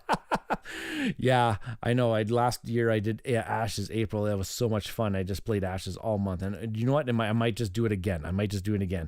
Don't know it well, but enjoy seeing it played. Always enjoy learning other games. Yeah, it's a big binder. It's a good 3-inch binder. I got a whole bunch of pockets, but then yes, I've got everything laid out by their precon decks. So here's the Aradel Summer Guard deck. It's laid out here, and then there's the Astra deck, and I kind of got them going on. So I got it organized by precon deck, since that's how I like to play this game. And so therefore, if I'm playing these campaigns, I can find but then I find myself, now that I've laid out the cards like this, I find myself reading the cards a lot more and really trying to look at it and see, oh, that's actually a neat card. Ooh, that's a neat card. Ooh, I got some ideas for that card type thing. So yeah, so I've got it all nicely laid out, and I've got room for when they add cards to these particular precon decks, which is what they're doing with the Red Rains Chimera decks, is that they add support to this specific Pheonixborns. So I've got slots for those particular ones, and yeah, love it. Have to finish one more thing before I sleep tonight. Great game. Thank you, Danny. Thank you for stopping on by. That is always great. Always appreciative of the support. And so this is my Ashes binder now. It is got all of the cards except for I don't have the conjurations. Here's where the Leo deck was that I was using tonight. In here, and yeah,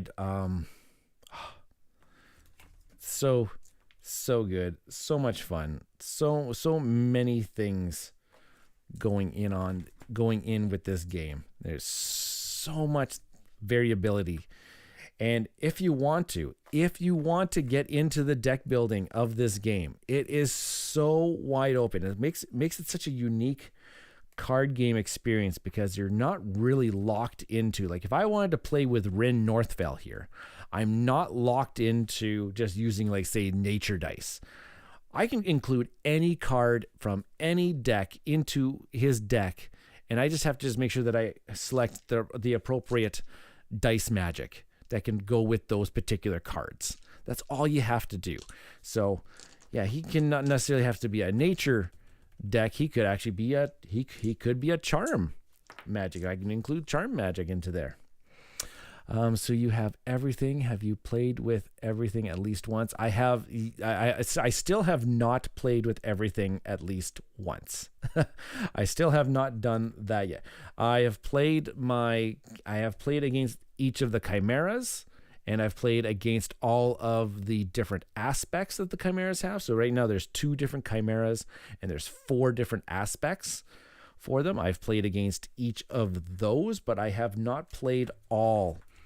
Actually, I don't think there's very many that I have not played. Let's take a look here. I haven't played Symboli. I haven't played with the Symboli deck.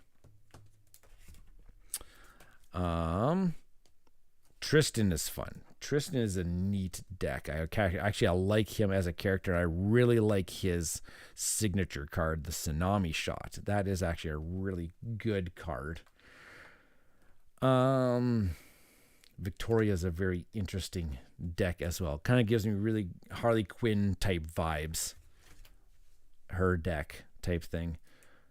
Xander is a beast. I love this one. I think D20 Woodworking was going to play with some Xander Heart's Blood on his stream tonight. And then I've got the pre-con decks for each of the Chimera boxes. Each of the Chimera boxes comes with a pre-con deck, and so I have those separated out at the very back here as well. But I actually like it. I like this now that I've laid it out in this format. I guess I actually just get to look through and read through all the cards in a much easier format than when I had them in my deck box. The only thing that I need to kind of maybe add, it's a little bit trickier because I have a deck box here, but these cards in here, these are all of the conjurations that appear in the game. And that's just going to add to this binder, and I have no idea how I'm actually going to organize all of the conjurations into this so that I can see and read what the conjurations do as well. If I was thinking, I should have actually included the conjurations into where I should have included them with their pre-con decks in advance, but I'm lazy. I'm not going to go back and do that now. So I think I'm just going to keep the conjurations just set aside here. I can actually look them up really quite easily. There's a nice website, ashes.live, out there. I use that website actually quite a bit to look at my cards, but now now that I have my binder here, I am going to use it quite more frequently. So yes, so I got those. So I got that deck box. Yeah, so that's my Ashes binder that I will eventually put I'll put my Leo cards back into eventually here. Go back to my face camera here. Okay, yeah, and that's everything. So I'm thinking the one thing that I need to work on here, it looks like, I don't know why my really... Notice that I would have those pop-ups when the chat, I could actually click on them, but that plugin stopped working for me today. So I think I might need to look at, I thought that it was updated, but maybe we'll just have to try. There's things that are, well, there's things that are just not working properly here tonight again. But at least my CPU usage thing went away. I was really worried at the very beginning. I was very worried at the very beginning again. Okay, what's coming up? Thursday night. Join me on Thursday night. I'm gonna stream live on Thursday night again. And I'm just going to hop onto Board Game Arena. That's all I'm going to do. I'm going to hop onto Board Game Arena. If you're on Board Game Arena and you want to play a game with me, you don't necessarily have to come on the stream. You don't have to have your audio or anything or face on the stream or anything like that. But if you want to play a game on Board Game Arena while I chit-chat with everybody in the world around us, Thursday night, 6:30 p.m. Pacific Standard Time. And yeah, that's where I'm going to be. There are quite a few games that I've been playing a lot lately on Board Game Arena. And if no one else wants to play, Tyler looks like Tyler here. So it's like Tyler says, count me in for some Board Game Arena games. That sounds like a lot of fun. Let's do it. And one game that I've been playing actually a bit is I realized that they implemented the solo mode for Maracaibo by Alexander Pfister. I love Maracaibo. I love that game. And I just never played the solo mode very much because it's actually a beast to actually set up. But now the solo mode is on Board Game Arena, and it's really well implemented. Tyler says he's been playing Maracaibo a bunch. Yeah, okay, Tyler, let's start up a game because I really enjoy Maracaibo. I really enjoy that game. Squirrel and I have nearly 5 games a week against each other. Yeah, I played Squirrel a bunch of times on that one too. We should just do a game all together. That would actually be a lot of fun because I really enjoy that one. Just realized just the other day, I actually haven't tried it, but I saw that Anachrony has the solo mode implemented on Board Game Arena. Again, that's another game. I love playing Anachrony. It is a beast to bring out and set up onto the table to play it just solo. So I think that I might have to try that one out on Board Game Arena as well. And then just a bunch of the smaller games too. I know Alex and is Danny in that one too? And Arwen from Cardboard Time. We're playing Acropolis. I love Acropolis. We're playing Nar. What else am I playing here? Mandala. I'm playing Mandala with Chris Barros from the Tabletop Express. I've been playing a game of Anachrony, but I cannot remember how the heck to play. It's a game that if you've stepped away from it for a while, some things are familiar, but lots of things don't. Lots of things they just kind of come out. It says I played it in 2021 and always wanted to play it again. Oh, that is a sizable amount of time in between. Yeah, if you haven't thought about it, if it's not in your frontal cortex of looking at it, it is definitely something that is definitely not like. Again, it's a worker placement. But what's the result? What's the cascade of all of my actions that are taking place here? Why am I taking my actions? Such a cool, neat game. I love Anachrony. It's a top game of all time for me. But I still, again, I'm one of those guys. I have to look up the rules every now and then when I do play it every now and then. Happily set up a game of Maracaibo. You good with the hard? Yep. Yeah. I'll do anything, Tyler. Yeah, I'll play. I love that game. I love that game. Took me a bit to get acquainted with the rules after we started, but man, like I said, a handful of games under my belt now, and I'm flying. I remember how to play everything. That solo mode is it's tough because they really push the time around. You can't really take your time going around all of the islands. Oh, now I just want to play Maracaibo right now. But I know I'm gonna have to get to bed at some point in time here. But coming up next week, next Wednesday, is going to be the next episode of the Talkin' Tabletop podcast. Can't wait for that one. Going to send out the reminder probably tomorrow to everybody that if they want to contribute to the podcast, get those segments in.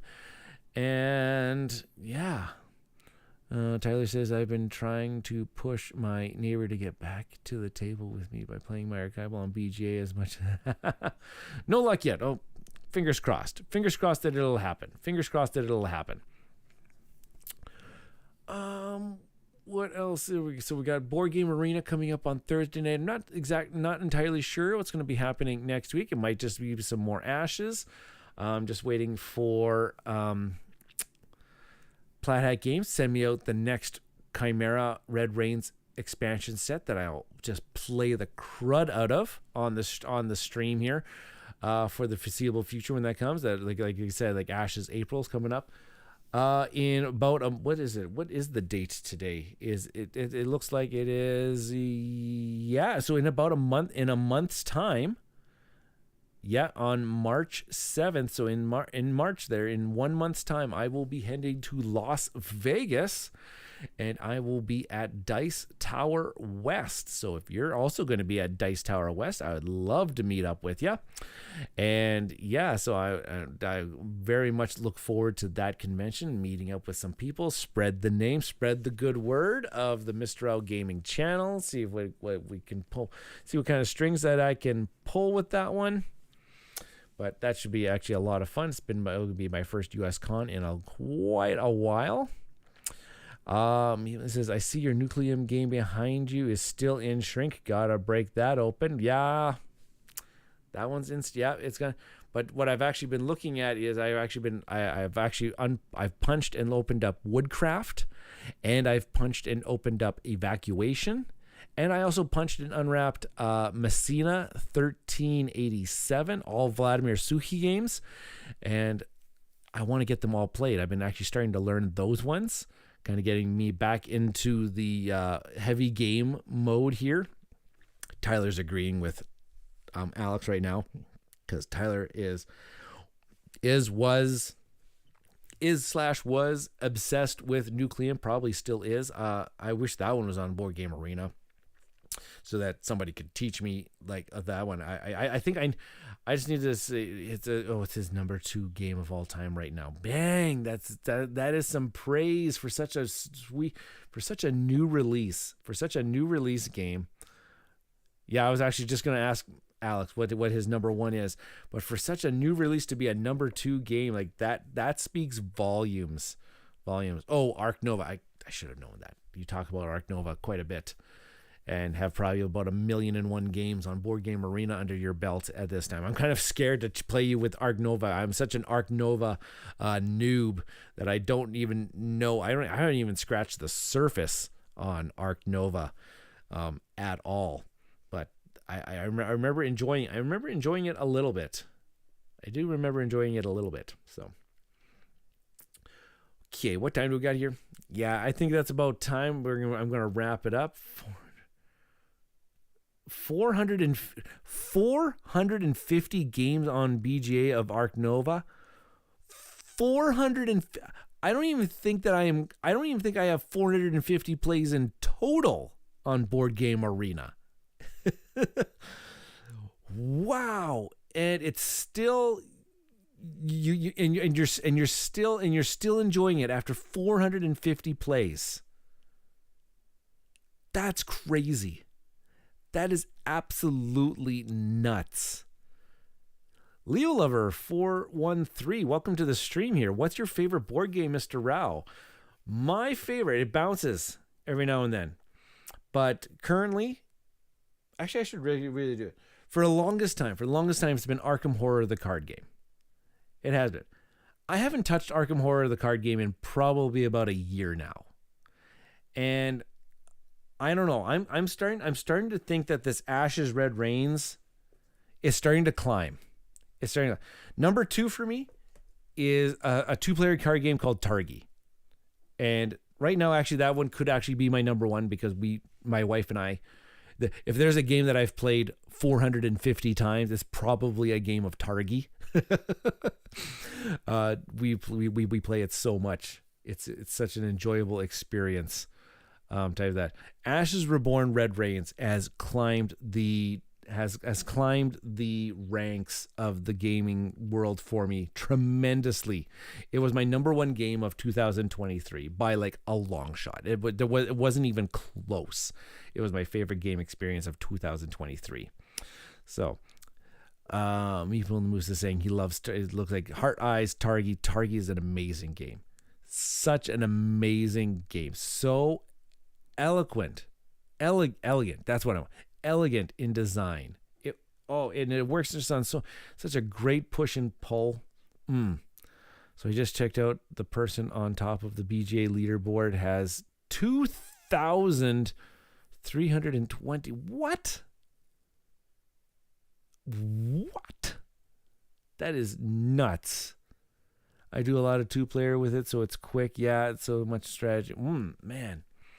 I feel like Mr. Rau is the type of person who says his favorite game is the game he's playing right now. Anything he can get to the table is his favorite.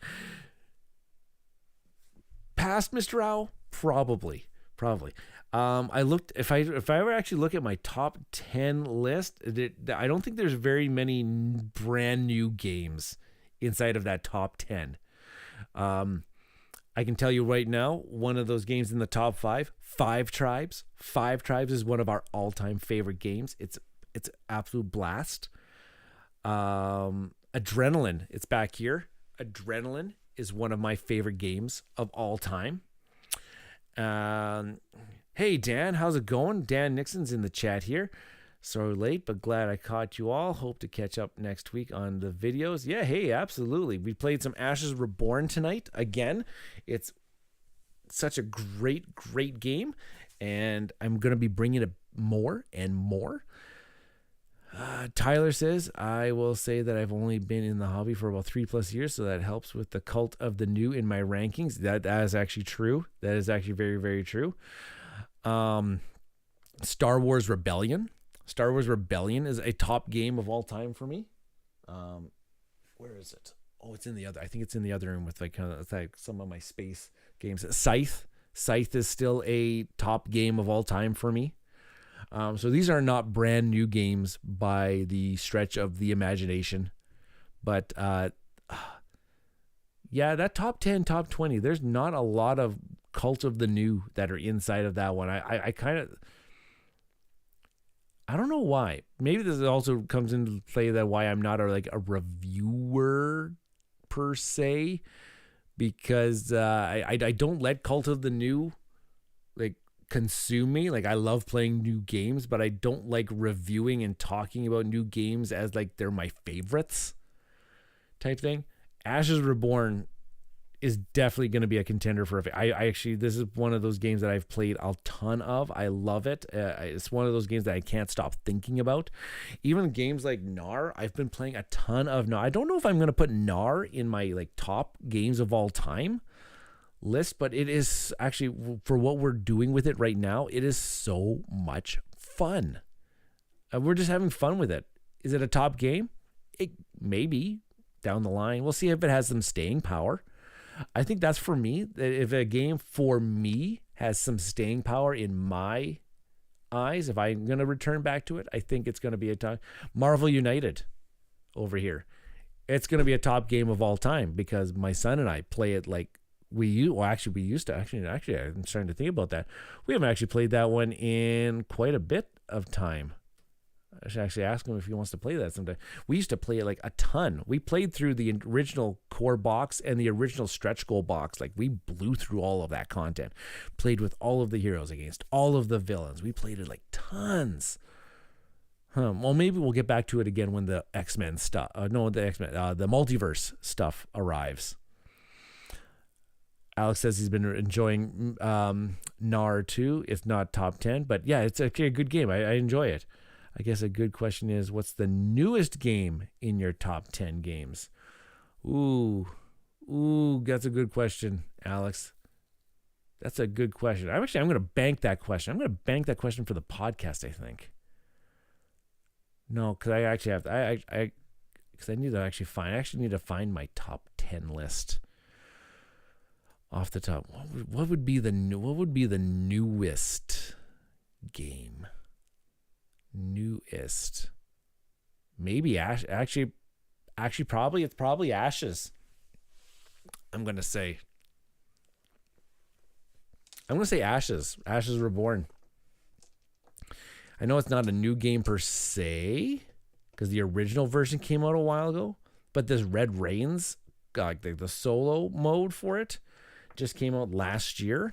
And that's where it's really kind of like, it's really taken off for me.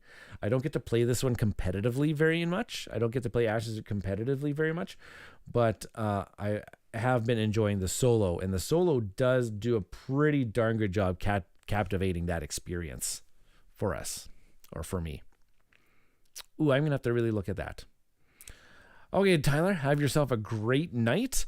Off to get some sleep. Catch you on the Tabletop Express. Or, they're playing Snapship Tactics. That's a pretty damn neat game.